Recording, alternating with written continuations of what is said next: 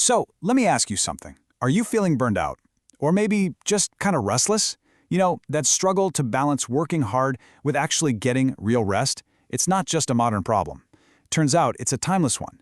And, believe it or not, some thinkers from the 17th century created a whole visual guide to figure it out. Today, we're going to unpack that ancient wisdom, and I think you'll be shocked at how relevant it is for us right now. John Steinbeck absolutely nailed it when he said, "The art of rest is a part of the art of working." You see, rest isn't the enemy of productivity, not at all. It's actually a key ingredient. And that right there, that's the central idea we're exploring today. Our guides from the past, they knew this. They saw work and rest as partners, both totally essential for a good life. All right, so our journey today is going to follow 5 main ideas, and we'll be using these amazing 17th century visual guides called emblems. We're going to start with why we even work, then move to how we can work better, understand its deeper purpose, and then, this is the big one, rediscover the lost art of taking a break. Okay, first things first. Our guides were crystal clear on this point. Nothing worth having comes easy. So before we can even begin to talk about balance, we have to accept a fundamental truth. Effort is the price of admission for pretty much any achievement. Here we go. This is our first emblem, from a book called Moral Emblems, back in 1680. Now, it looks simple, right? It's just a nut. But I want you to think of these emblems as visual puzzles. Each one is packed with a hidden meaning about how to live your life. The model for this one is so simple and direct. Break it. That's it. It's a command. If you want the good stuff inside, you have to do the work to get through that tough outer shell. There are absolutely no shortcuts.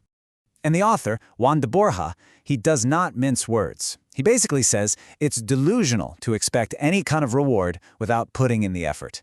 It doesn't matter if you're chasing a promotion at work or just trying to grow as a person. The rule is always the same. It's kind of like the 17th century version of no pain, no gain. You got to break the shell. And here's where the genius of this metaphor gets even deeper. The nut isn't just about physical labor. I mean, take a look. Doesn't the nut meat kind of look like a tiny brain? Yeah, that's on purpose. It's also a symbol for intellectual effort, for, cracking a problem or racking your brain over a really tough challenge.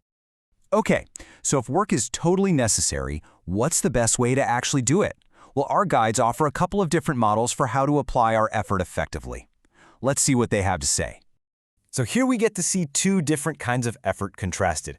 On one side, you have the focused, precise work of cracking a single nut. And on the other, you've got the overwhelming, brute force power of a battering ram smashing against the castle wall.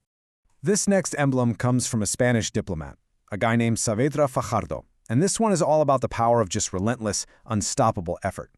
The message is pretty clear. With enough determination, any wall, any obstacle can be brought down. And its motto? Oh yeah, it's one of the most famous Latin phrases of all time. Labor omnia vincit. Work conquers all.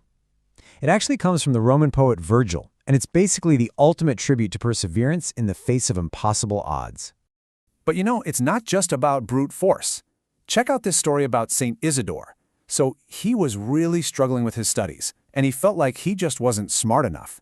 But one day, feeling pretty hopeless, he noticed the stone edge of a well, and it had these deep grooves worn into it. And he realized those grooves were carved by nothing more than the constant friction of a soft rope. And boom, the insight hit him. It was consistency, not raw power, that achieved the impossible. He realized that with steady, patient effort, he could overcome any limitation. But wait, there's a third, super crucial element. An English poet named George Wither gives us an emblem that combines hard work with another key ingredient, constancy. Or, having a steady purpose. The motto is by labor and constancy. And the symbolism here is it's beautiful. Think about it. The fixed point of the compass, that's your goal, your purpose, your constancy. The moving point, the one that's actually drawing the circle, that's your labor. It is such a brilliant visual for how effective work isn't just random effort. It's focused action that revolves around a central, unwavering purpose. So, we know we have to work, and we should do it with persistence and constancy. But why? To what end? This next section really elevates the whole conversation, connecting our day-to-day grind to a much, much higher purpose. Okay, take a look at all the different elements in this incredible image. We've got a shovel stuck in the dirt, a serpent coiled around it, and right at the very top, a laurel wreath. Now, this isn't just some random collection of objects, it's a roadmap. The motto lays out the path perfectly. It says, through labor, you gain virtue. And through that virtue, you attain glory. It's this three-step journey from the dirt to the divine, from simple, humble work to true, lasting honor. Let's break this down because it's so cool. The shovel? That's work, plain and simple. Through the trial and error of that work, you gain experience and prudence, which is symbolized by the serpent, a classic symbol of wisdom. And this hard-won virtue is what leads to real glory, the laurel wreath. You have to understand, this was a radical idea back then. Wither was basically arguing for a meritocracy, saying that true honor is earned through effort, not something you inherit just because you were born into an idle aristocracy. And now for the twist. After building this incredibly powerful case for constant, virtuous work, our guides introduce a paradox, and it's a big one. To remain strong, you absolutely must learn how to rest. This emblem shows a hand briefly stopping the flow of a fountain. You've probably done this as a kid with a hose, right? And what happens the second you let go? The water just bursts out with even more force than before. The motto, "It nourishes its strength," captures this perfectly. That little pause, it doesn't weaken the fountain at all. It actually allows it to build up pressure so it can return with renewed power. And guess what? The exact same is true for us. Rest isn't weakness, it's how we nourish our future strength. Saavedra Fajardo warns us about two extremes, two dangers. Too much work, he says, is like a bow that's always kept strung. Eventually, it loses its spring, it weakens, and it snaps. Burnout. But too much inactivity is just as bad. That's like a millstone with no grain to grind. It just grinds against itself until it turns to dust. So the key, the real secret, is finding that sweet spot right in between burnout and rust out. And that brings us to our final and, honestly, most important section. This is where we synthesize all these different ideas into a single, elegant philosophy for life. This is the master key to balancing effort and ease. Our final emblem shows a compass drawing two circles that intersect. It's a simple little geometric figure, but it visually represents the perfect, harmonious integration of our active lives and our restful lives. The motto reads, "In rest, work." So picture one of those circles as your active life, your work, and the other is your life of rest and repose.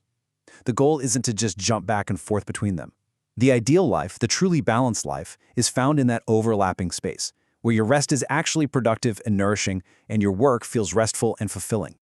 And this idea reinforces the ultimate takeaway, which is captured perfectly in a related emblem: moderate things endure. True, lasting success, it doesn't come from wild extremes of work or leisure. It comes from finding a sustainable, moderate rhythm that you can keep up for the long haul.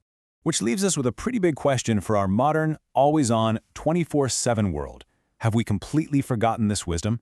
Is the art of rest, true, nourishing, recharging rest, is it the lost part of the art of working?